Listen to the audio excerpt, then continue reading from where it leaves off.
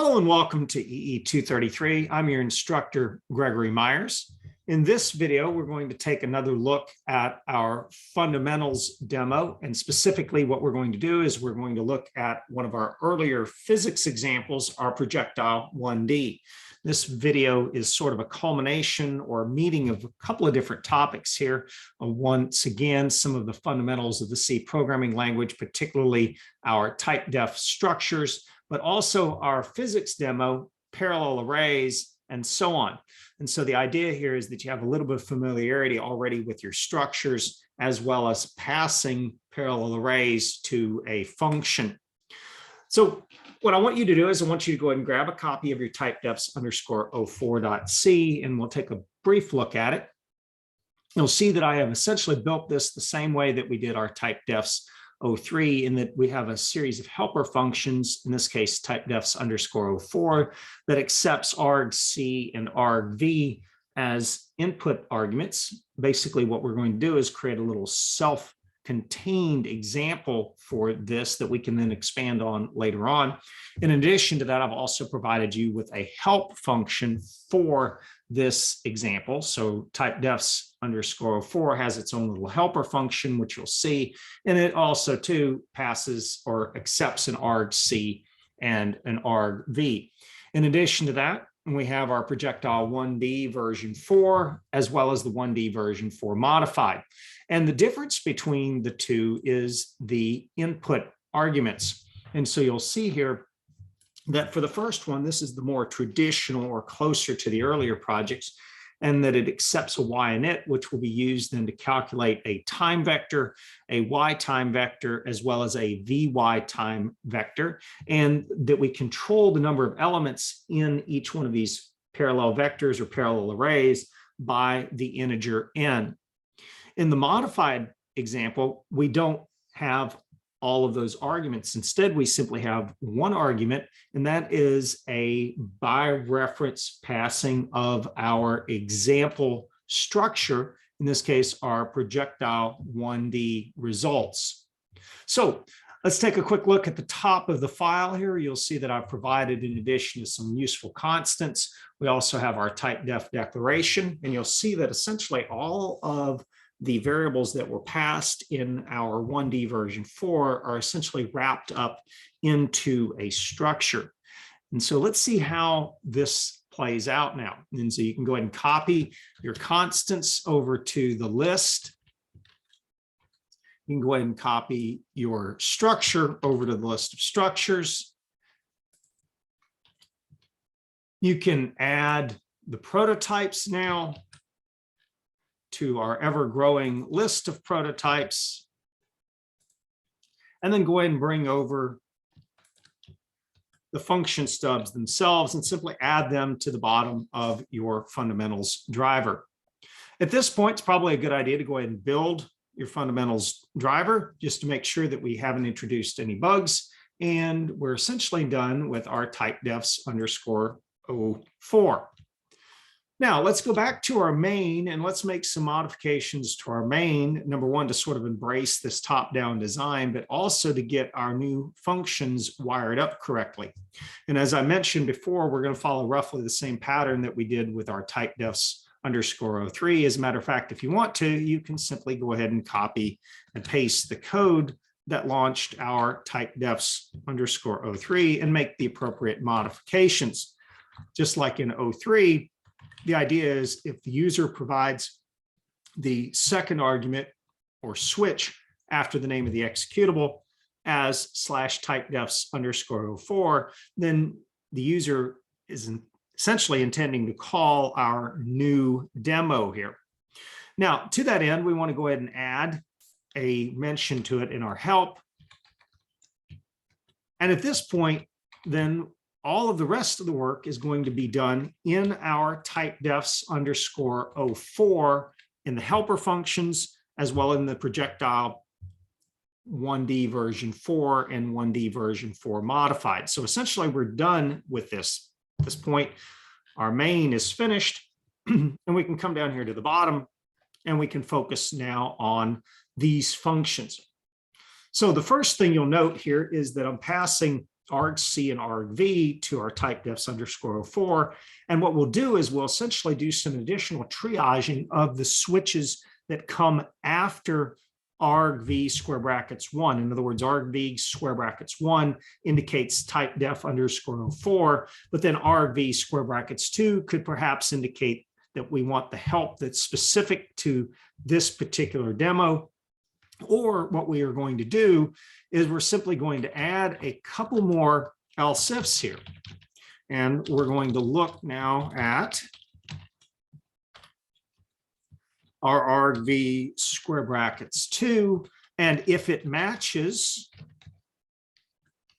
our projectile _1D _ V4, basically we know that's what the user is intending to call. And at this point, then we'll just put a little note here, call projectile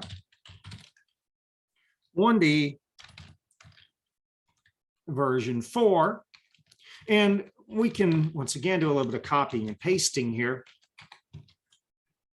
And we can just simply change this switch now to the modified. And effectively, you have gotten the structure or the triaging of your switches now successfully done.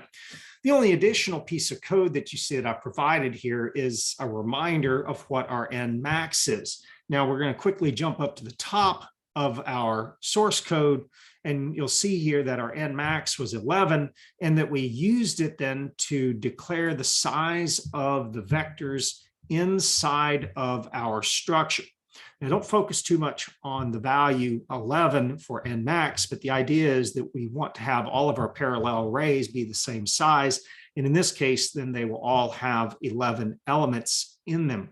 The only thing that I would suggest that you do is consider possibly using an odd number, but other than that, that value is relatively arbitrary. We're going to take a look in later videos how to do this dynamically. Now, coming down here to the bottom, though, let's go ahead and focus on our projectile 1D version 4, and then let's figure out then what information needs to be captured from the user in order to make a proper call to this function. And so you'll note here that I have all of these arguments to our function.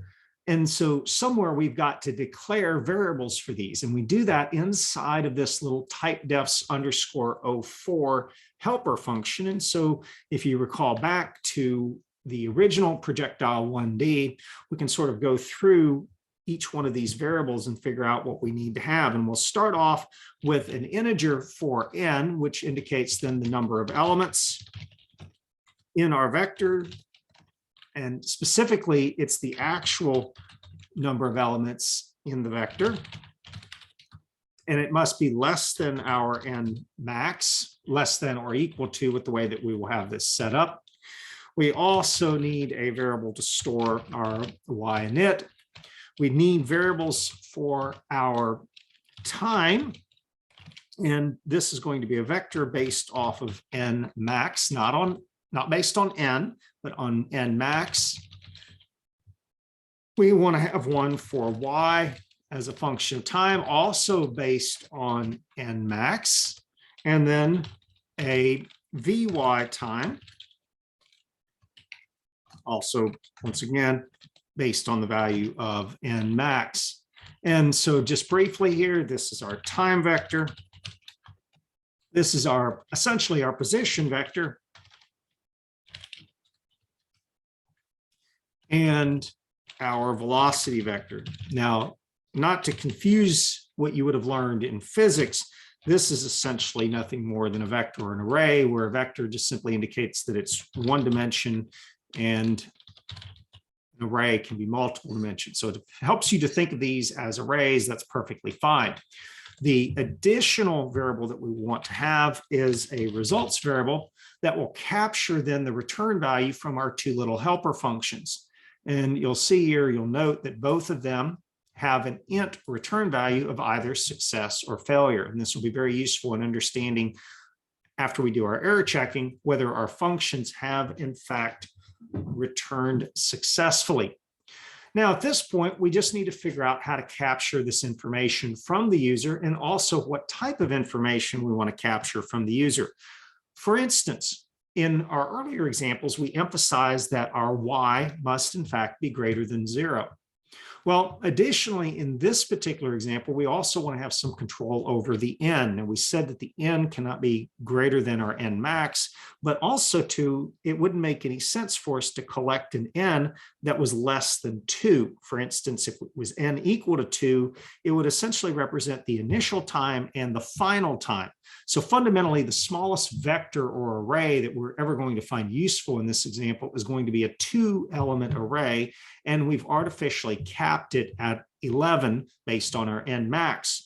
And so from that, then we will have 2 different criterion or 2 sets of criterion that we want to test from our user input. So let's get started with that. So we'll start off with the projectile 1D version 4, and we'll simply go about building a while loop that says while our y init is less than 0, we want to print a statement to the user that says, please enter a positive initial height.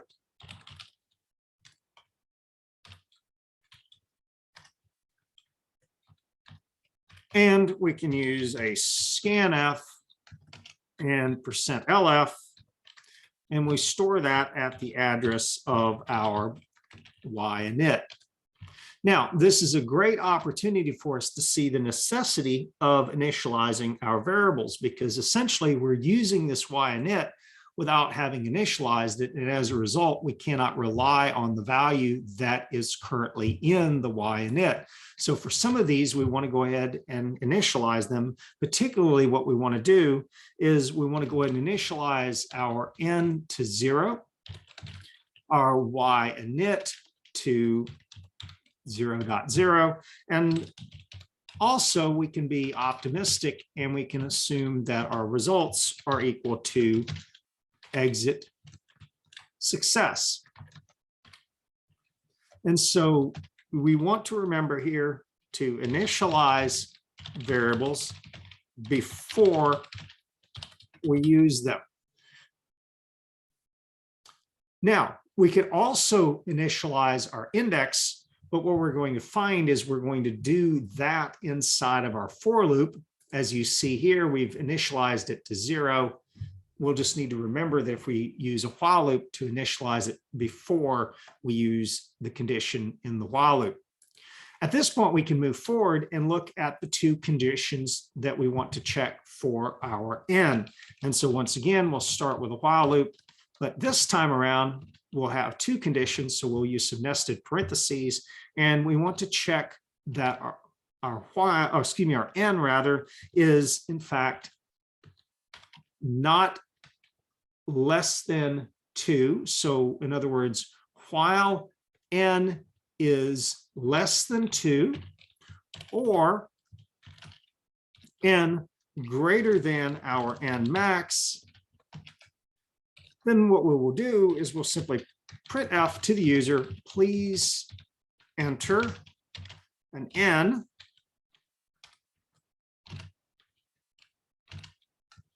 and we can give them a little bit of guidance here. It'll be 2 less than or equal to n less than or equal to our n max.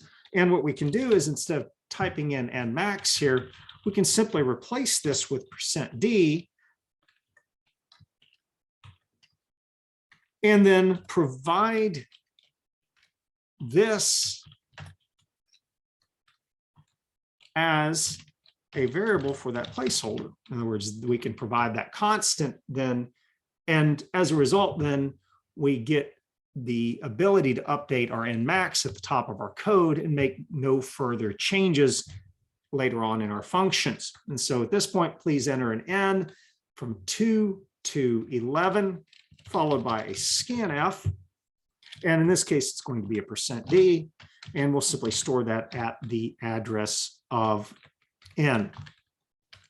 And at this point, we're pretty much ready to go ahead and make a call to our function. So we can say results are going to be equal to our projectile projectile 1D version 4. And we're going to pass to it the y init, the time vector, the y time vector, as well as our vy time vector, and then the n, which indicates the actual length of the parallel arrays. At this point, what you can do is you can provide a print statement that just simply shows us what the results were and gives us some confidence then that our function ran and what those results were. And at this point, then we're pretty much ready to go ahead and build our projectile 1D version 4. Now, as I mentioned earlier in the video, you can effectively take a second and borrow the code from your projectile 1D version 4 if you've done the physics demo. But what we'll do here is we're just going to quickly go through this code and do a little bit of additional checking here just to make sure that we don't have any problems. In other words, we're assuming that it's been checked by our main, or in this case, our Typedef 04, but you want to go ahead and do some final checking inside the function. Let's go ahead and declare some variables that we're going to need to make this work. We'll start off with an index integer. We need to calculate our t final. We will also need a t delta, as well as a results variable. And what we're going to do is we're once again going to naively assume that everything will go well and our results will equal exit success. Now, what we want to do is we want to do one final validation, not only of the y init, but also of the n. And what we can do is we can do all of this at one time. And so what we can do is we'll simply write our logic here. So we'll check our conditions. So first of all, if n is less than 2, we said that we needed a minimum of 2 values for our vector, and essentially an initial and a final. We also said that we would have a problem if our n was greater than our n max. And then the other possibility then is if the user provided a y init that was less than 0.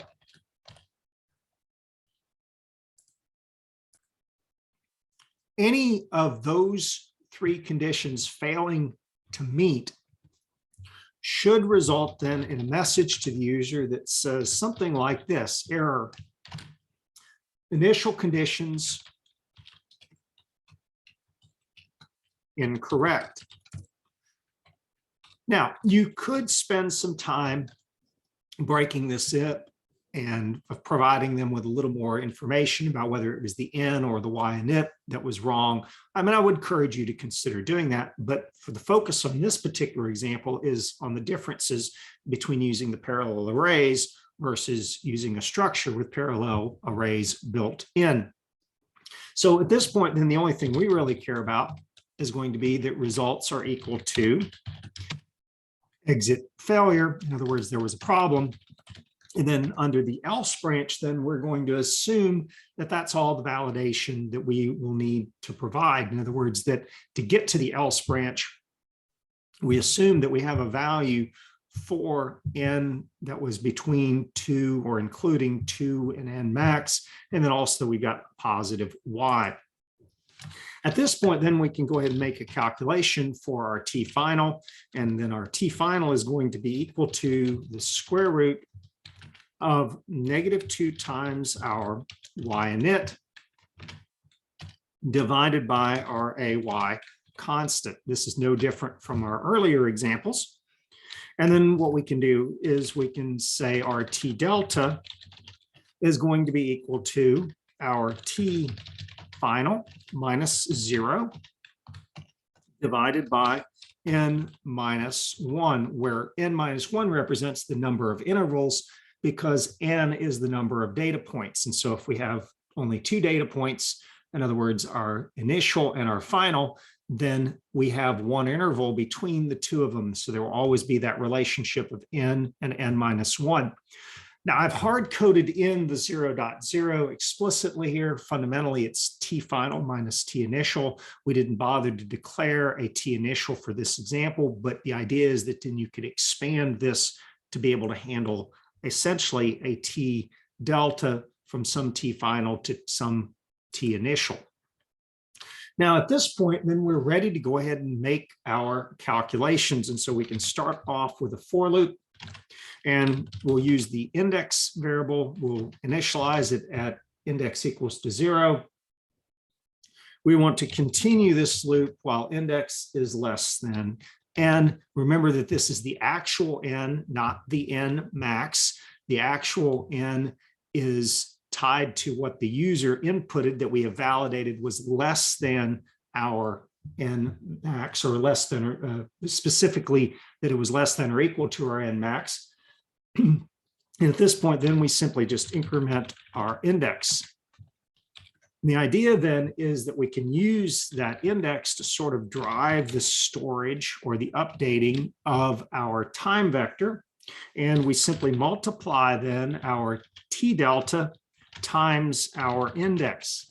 Now, if you think about this for just a second, this is very elegant in that when index is 0, 0 times our t delta is 0, and essentially the time at the 0th location in our time vector will be 0. What you would do here is you would simply offset this by whatever your t initial was. So you would just simply add in a plus t initial if you needed to do that. At this point, then we can do the same thing with our y time.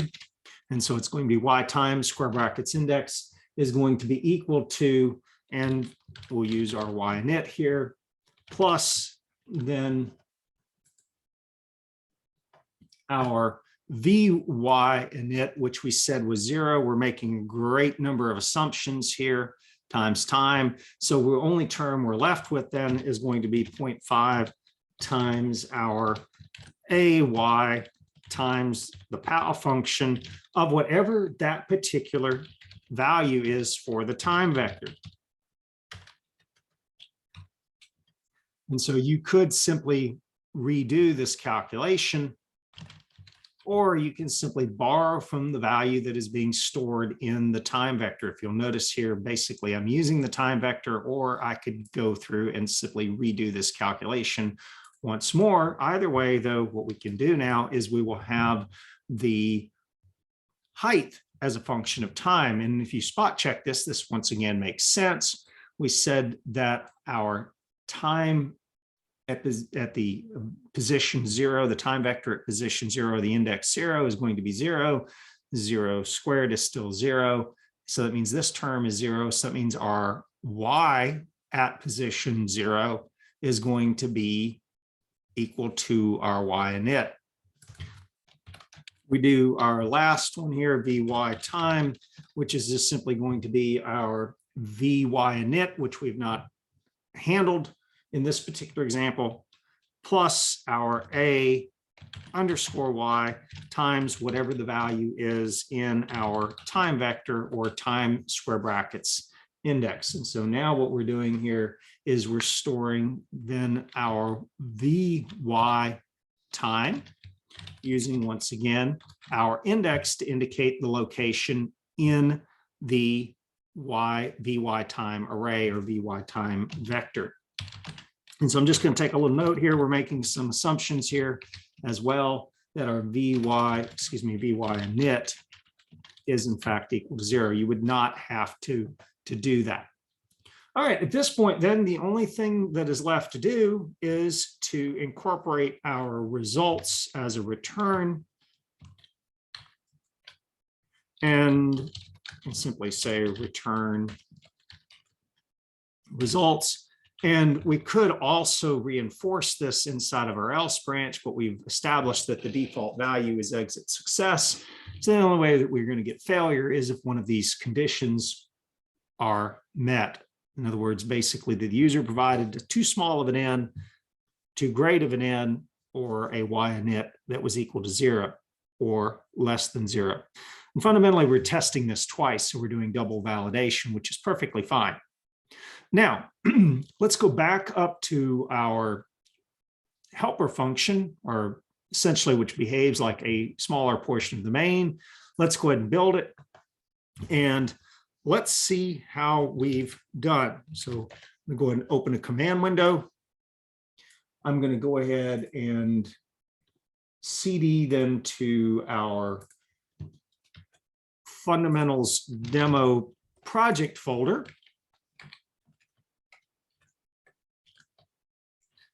And at this point, we should be able to go down our dist folder, debug min-gw,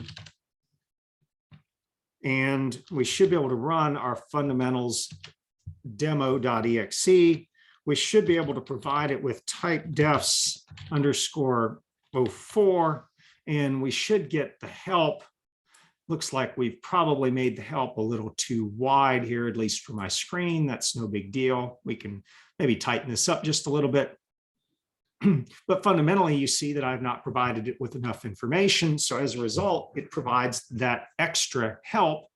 It does tell us what our Nmax is, and that's good. And so what we'll do is we'll provide it with additional switch here, projectile 1D V4. And at this point, then we're asked to provide an N. And so we'll start off with 2. And we seem to have a problem here. It seems to have skipped part of our logic. Let's go back and take a quick look and see what's happened here. So let's see here. Our Y init was less than 0. It was less than or equal to 0. Let's try that one more time. Good that we've got a little bit of a bug in here. All right, there we go. Please enter a positive initial height, 100, and then 2. And at least our function ran correctly. We didn't get anything back as far as a warning or an error from the function, but we also didn't display anything. So what we can do now is, once we have been successful with the results here, now what we can do is we can go ahead and print a table. And I encourage you to go back to one of your earlier examples here and go ahead and borrow one of our tables. The idea here is that we would have a name and maybe a value with some sort of nice border. You can make this as long as you'd like. We'll make this a little bit longer here. We'll see if we have enough room here. But the idea then is I would like to be able to print out each one of the results from our time variable, our Y time variable, VY time, and so on. And so what we can do now is we can go ahead and print the values using a for loop. So we'll start off with for index equal to 0, index less than n, and then index plus plus. And then inside of this for loop, then what we can do either all at once or in do 3 different times, what we can do is we can print out first the time. And so we'll have a printf. And I'm going to do time square brackets and then %d to indicate the location inside the time vector. And what we'll do here, we can also provide it with the units. And then tab over just a little bit. We'll play with the tabbing as we go along here. And this will be a %8.4f followed by a new line.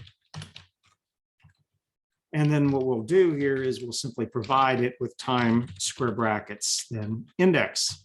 And then this will produce our time vector. We can then duplicate this for our height vector. So we have a for loop for index equals 0, index less than n index plus plus, and then another print statement. In this case, it's going to be our y time %d, and this will be in feet, and percent 8.4 f followed by a new line, and then y time index. And then lastly, for our velocity,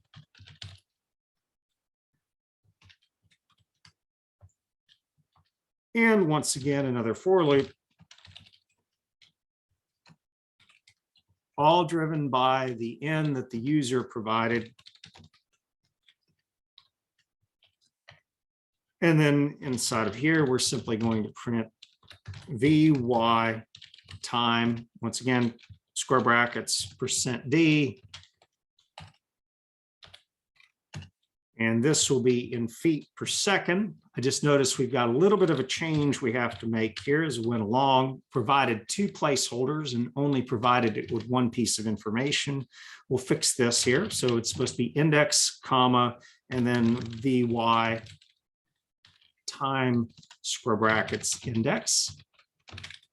And so just note here that you're supposed to have a placeholder. If you have two placeholders, you've got two pieces of data here. So we intended to provide it not only the index in that %d, but also then the vector with that particular location as well.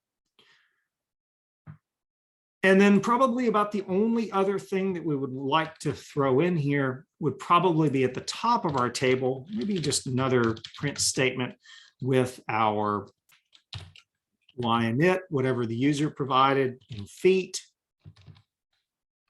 And once again, I'm estimating here, so I'm pretty sure that we're going to have to go back and revise our table just a little bit.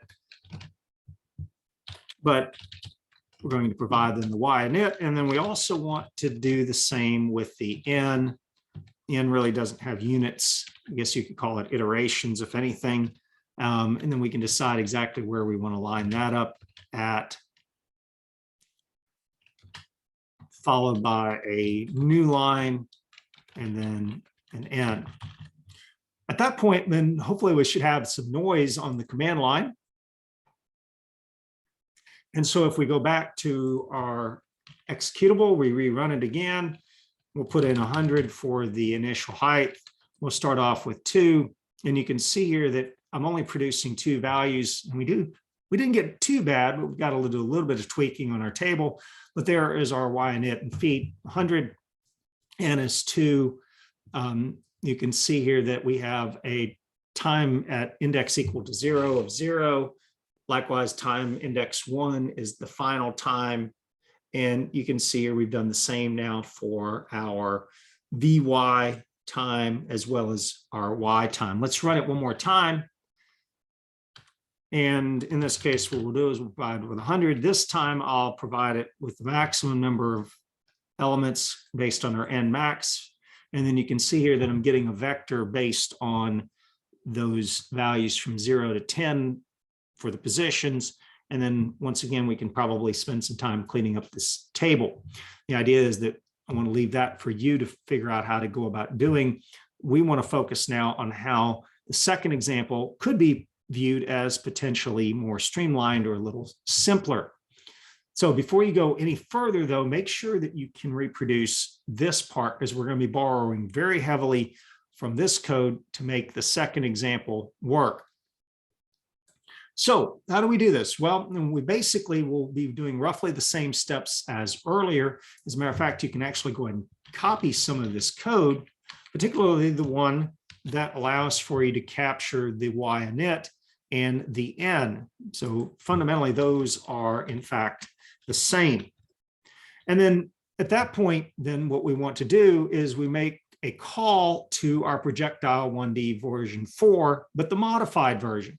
And if we scroll down here, we'll see that the modified version requires a different input argument. And specifically, it requires an input argument of type projectile 1D results. Now, the name of this structure is, quite frankly, terrible. And the idea is that it really emphasizes the type that it is.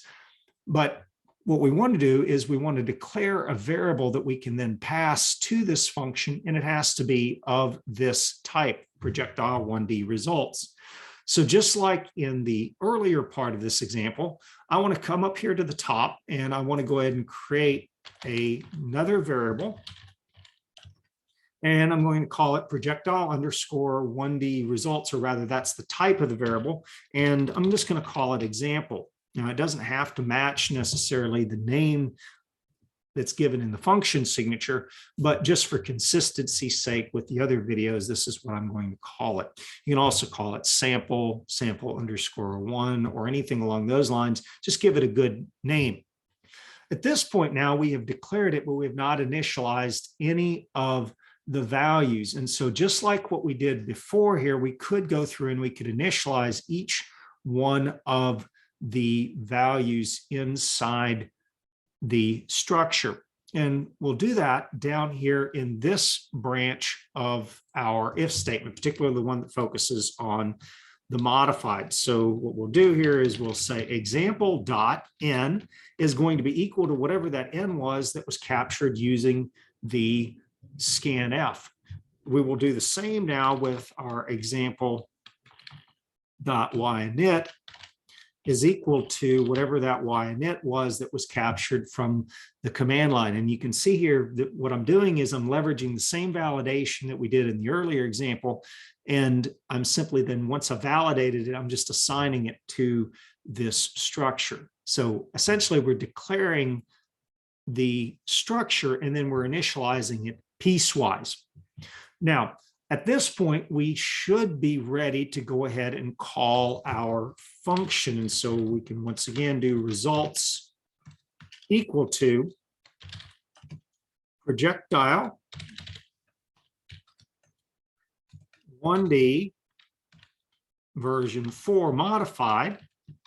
And what we're going to do is we're actually going to go ahead and simply just pass our example to it.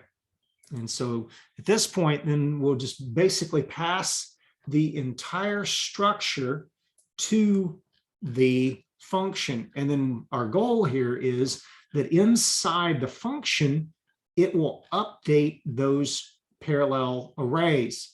Now, the only thing that is different here is that we have to emphasize that we are passing it by reference, which means that we have to use the address of the example variable. And so this is not terribly different from what you're already doing with the scanfs. But in this case, what we're doing is we're passing an entire structure to a function, and we have to pass it the address of that variable. So I'm going to put a little note here. It's the address of the example variable. Now, at this point, let's jump down to the function. Actually, let's go ahead and do one other thing real quick. We're going to go ahead and do a printf, and we're going to go ahead and print out whatever those results are from calling our function. In this case, it's going to be a %d, and we're simply going to then print out whatever those results are. At this point, we should be set to go. Now, our function doesn't yet do anything. And so we can go ahead and jump down here to the function. And as I said earlier, you want to make sure and get your first one working, because you're going to see that we're going to be borrowing very, very, very heavily from this. And so we're actually going to go ahead and use all of the same local variables. We're going to initialize them in exactly the same way. We're going to validate things very similarly, not exactly the same. As a matter of fact, I'm going to hold off on copying and pasting some of this just so you can see the differences. But fundamentally, what we're going to do is we're going to use that structure and the values associated with that structure. And what we're going to do now is we're going to go through and we're going to validate each one of those values exactly like we did earlier. And so in this case, we're going to validate our n is in fact less than 2. We're going to make sure that our example.n, or in the indirection operator here, since we're passing it by reference, then is going to be the dash and then the greater than sign, or also sometimes referred to as the arrow. And then what we're going to do now is we're going to look at the value as compared to n max. So in other words, same logic as before.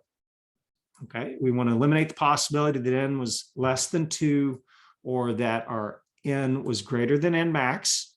And then we also want to check that our example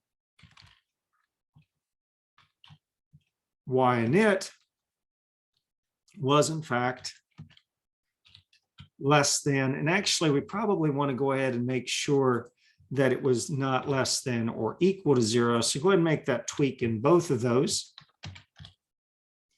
And at this point, then let's make sure that we've got our matched parentheses. But fundamentally here, what we have is same thing as we had before, that our initial conditions are incorrect. And we can refine this a little bit to provide a little more detail as far as which one of our initial conditions are incorrect. But either way, the results now switch over to exit failure. Under the else branch, we want to do our calculations exactly like we did earlier.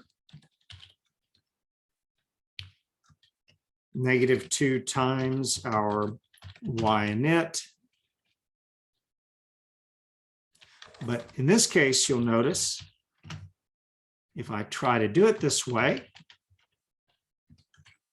I'm going to go ahead and type this in correctly and go ahead and see here, we're being warned that says it's unable to resolve the identifier y init. Well, the reason for it being is it's not a standalone variable that was provided in the function signature, nor have we declared it locally. Instead, it is simply part of our example structure. So everything that we want to use is now encapsulated inside of this example structure, which is of type projectile 1D results. At this point, we can go ahead and use our T delta variable exactly like we did before. And T delta is going to be equal to our T final minus 0, which, as we said before, we can update then later to make this a little more sophisticated. And then once again, we would be inclined to just simply say n minus 1. But if you wait just a second, it'll provide us with an error that says unable to resolve identifier. And that is because we need to specify that is the n that is part of the example structure. Hopefully you're starting to see the pattern that the code itself is very, very similar. And so we'll go ahead and build our loop, except everywhere we would have referenced the variables directly when they were passed independently in our function signature, we simply have to preface them by the structure that contains them. So example, and then the arrow pointing to the n or the indirection operator. And then it is going to be index plus plus. But as you can see in the earlier line, the behavior or the code structure of our code is essentially identical. And at this point, I encourage you to simply take a second and see if you can figure out then the pattern here. And we'll go ahead and do example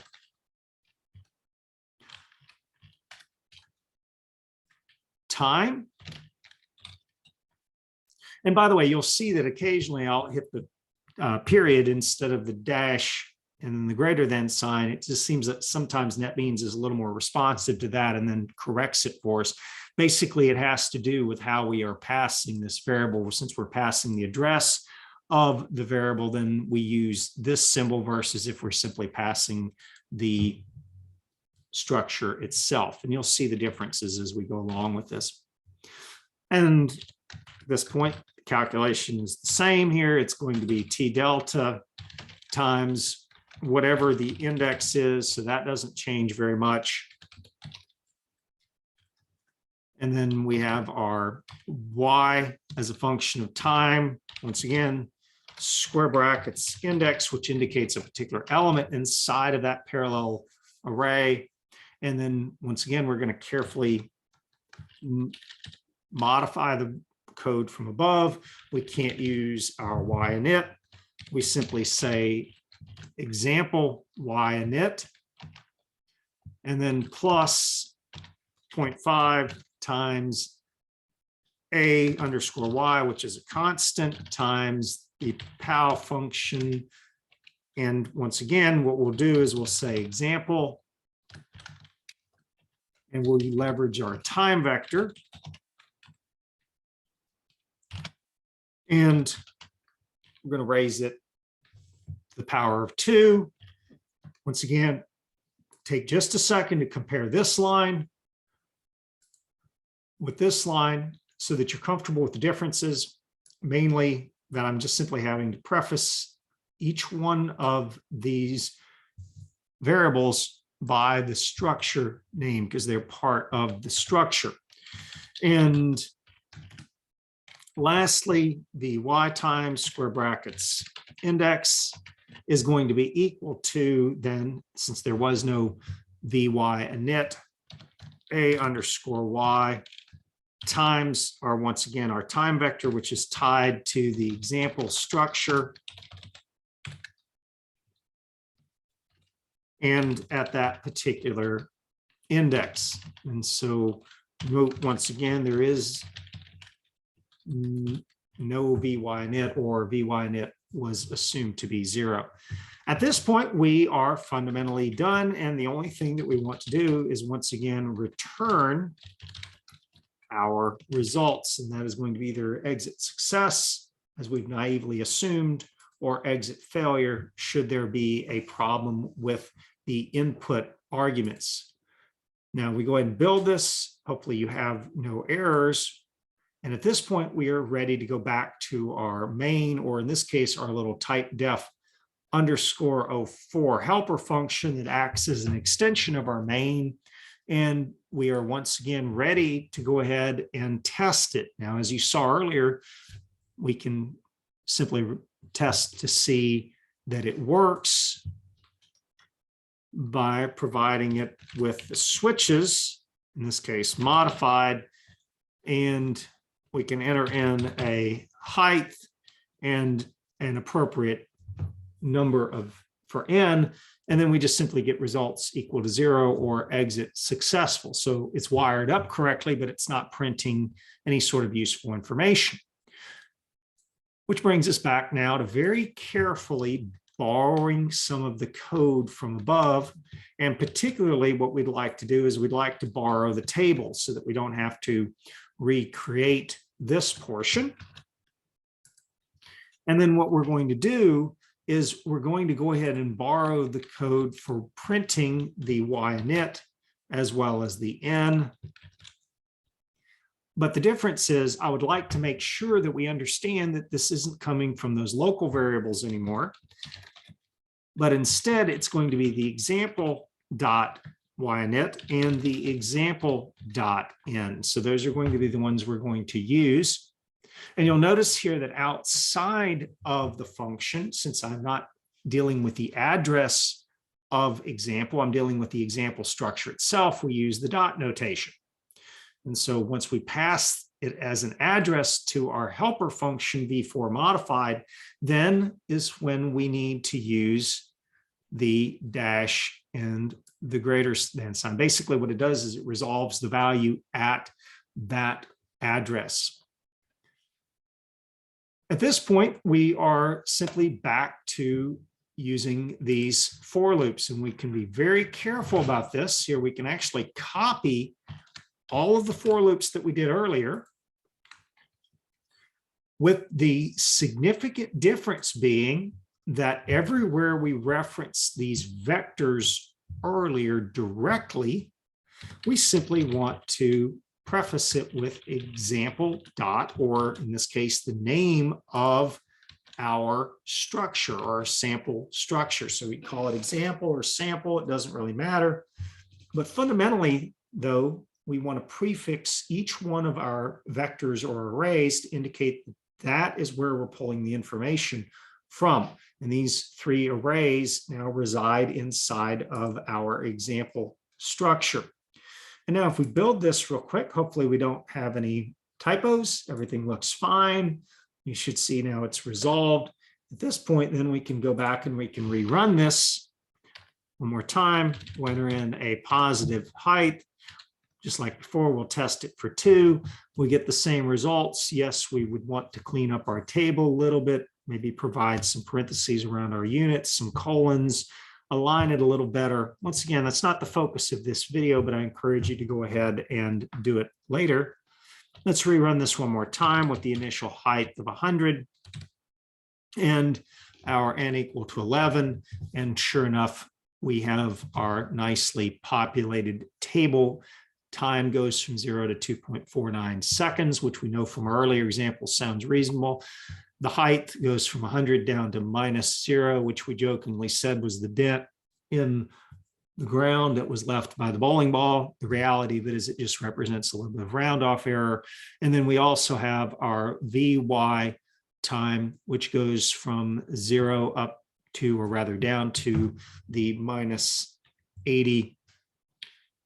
All right, so we got one little last change that we want to make. We used our results, or rather we captured the results from our functions being called, but we didn't actually use it. So you want to make one more additional tweak to both branches of this if statement. Basically, why bother to capture the results if in fact you aren't going to use them? And to see what I'm talking about here, what we're going to do is we're simply going to compare our results to our exit success. And if it did in fact return successfully, this is the only time we want to print our table. If it does not return successfully, we need to provide some sort of message back to the user that says something went wrong. Okay, and so we'll keep this one simple. If error, something went wrong. Basically, inside of our function, it detected something in the error handling that we did not handle outside. Now, I didn't worry too much about it earlier because fundamentally we've done validation twice. But let's go ahead and go through this just once more. Down here, if our results are going to be equal to exit success, this is when we actually want to print out our results. And actually, we take just a second to go and print out the results before we check them. That way you get some sort of validation. And then we simply just put this inside of here, just like we did in our earlier branch. Then likewise else, and we'll just keep the statement the same. We said printf error, something went wrong.